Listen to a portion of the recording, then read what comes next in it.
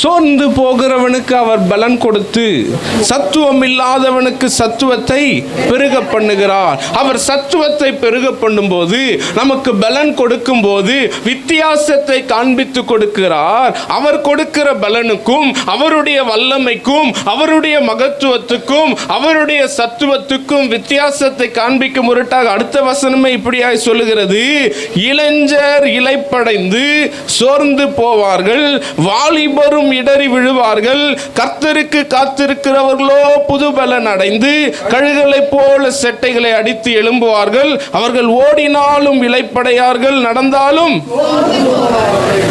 அப்ப கர்த்தர் தர பலன் திரும்பி நான் எவ்வளவு பிரயாணித்தாலும், திரும்ப நான் எவ்வளவு தூரம் என்னுடைய பிரயாணத்தை தொடரினாலும், எவ்வளவு தூரம் ஓடினாலும், எவ்வளவு தூரம் அடித்து நான் செட்டைகளை அடித்து எழும்ப நினைத்தாலும் எனக்கு சோர்வில்லாத ஒரு பலன் கர்த்தர் தருகிற பலன்.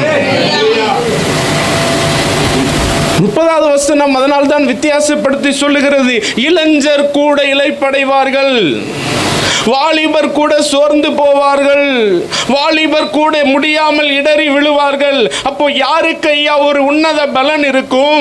யாரால் ஐயா வாழ்க்கையில் எல்லா நிலைகளிலும் சாதித்து வர முடியும்? யாரால் வாழ்க்கையிலே எந்த தருணத்திலும் சோர்வில்லாமல் ஓட முடியும் என்றால், யாருக்குள் கர்த்தருடைய பலன் அதிகமாய் ஊற்றப்பட்டு இருக்கிறதோ, யாருக்குள் கர்த்தருடைய பலன் அதிகமாய் வெளிப்படுகிறதோ, யாரிடத்திலே கர்த்தருடைய பலன் நிரப்பப்பட்டிருக்கிறதோ, நான் எவ்வளவு ஓடினாலோ, நான் எவ்வளவு பிரயாணித்தாலோ, எவ்வளவு என் வாழ்க்கையில் எந்த மலையையும் ஏற நான் பிரயாசப்பட்டாலும் கர்த்தருடைய பலன் என்னை ஏற செய்யும். ஒரு அல்லேலூயா. அதனாலதாங்க என் காலை மான்காலை போலாக்கிறேன்.